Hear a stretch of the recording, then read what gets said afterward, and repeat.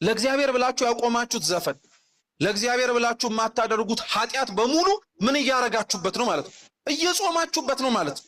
ለዛ ነው ክርስቲያኖች በጾም ወቅት ላይ ከምግባቸው ጎን ለጎን አብረው እንዲያስቡት የሚፈለገው ይሄንን። ቅዱስ ዮሐንስ አፈወርቅም ለዛ ነው ምግቦቻችሁን ጾም በገባ ቁጥር በምትለውጡበት ልክ ምን አለ እናንተም ብትለወጡ ይላል። እውነቱን ነው።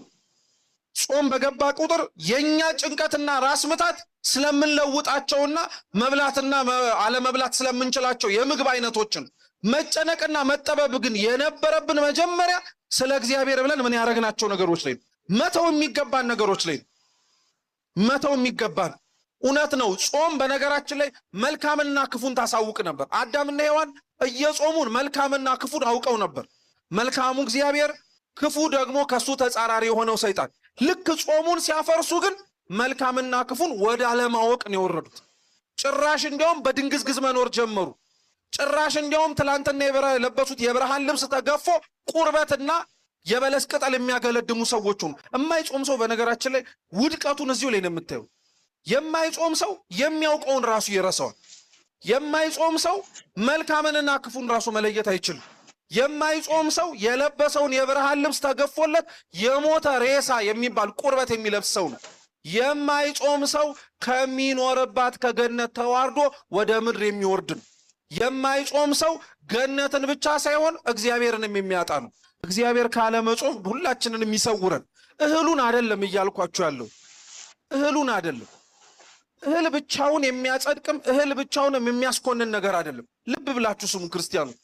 አለመብላት የሚያጸድቅ የሚመስለን ሰዎች አለን። መብላት ደግሞ የሚያስኮንን የሚመስለን ሰዎች አለን። አይደለም።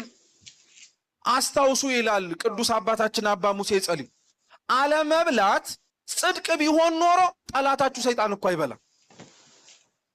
መብላት የሚያስኮንን ቢሆን ኖሮ እኮ ሐዋርያት በበሉበትና በቀመሱበት ልክ በተኮነኑ ነበር። ሰውን የሚያጸድቀውም የሚያስኮንነውም መብላትና ለመብላቱ አይደለም። አሁን ግን አይታችሁታል። ሲበላ ያየነውን ሰው በሙሉ እኛ ምን እያረግነው ነው? በቃ ኮድነንበታል። ሳይበላ ያየነውን ሰው በሙሉ ደግሞ በእኛ አይምሮ ምን አድርጓል? ጸድቋል ማለት ነው። አይሰራም እንደዛ። አለመብላትም መብላትም አይደለም ለጽድቅና ለኩነኔ ምክንያት የሚሆነው። በጾሙ ጊዜ ላይ እኛ በስጋ ምግብ ሳንከት ነገር ግን መከልከል ከሚገባ ሌሎች ነገሮች ኃጢአት እየሰራን ከሆነ እውነት እየተነጋገርን እኮ ከሆነ የጾምን አይደለም። በአንጻሩ ደግሞ ባይደረግም በጾም ጊዜ ላይ እየበላን ግን ከሌሎች ኃጢአቶች ብንከለከል ደግሞ አይገሌ እየጾመች አይደለም አይባልም። ከምግብ አዎ ላትከለከል ትችላለች። ከኃጢአት ግን ራሱን መጠበቅ አለበት።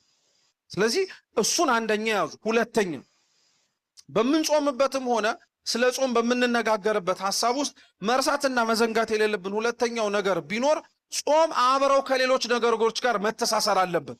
ጾም የሰውነትና የሆድ መራብ ብቻ ሳይሆን የስሜት ሕዋሳቶቻችንም ከእግዚአብሔር ጋር በጸሎት በስግደት በምጽዋትም ጭምር መገናኘት ነው። ለዛ ነው መጽሐፈ መነኮሳት ጾምን የጸሎት እናት ናት እያለ የሚነግራት። ሰው ሲጾም ለመጸለይ በር እየተከፈተለት ነው። የሚጸልይ ሰው ለመመጽወት በር እየተከፈተለት ነው። እሱ ከእግዚአብሔር ፊት እጆቹን ዘርግቶ ስጠኝ እንደሚለው የሚጸልይም ሰው እንደዚሁ ሁሉ ከእግዚአብሔር የተቀበለውን ራሱ ደግሞ ለሰው የሚሰጥ ነው። የሚመጸውት ሰው ደግሞ የሚሰግድ ሰው ነው። ዝቅ የሚል ሰው ነው። ራሱን ከተፈጠረበት ከአፈር አሳንሶ ከእግዚአብሔር ፊት ትቢያ እንደሆነ ከሰዎችም ዘንድ ራሱን በትሕትና ዝቅ የሚያደርግ ሰው ነው። ጾምን እንደ ቀላል ለተወሰኑ ሰዓታት እንደ መራቢያ አድርገን አንቁጠረው ክርስቲያኖች።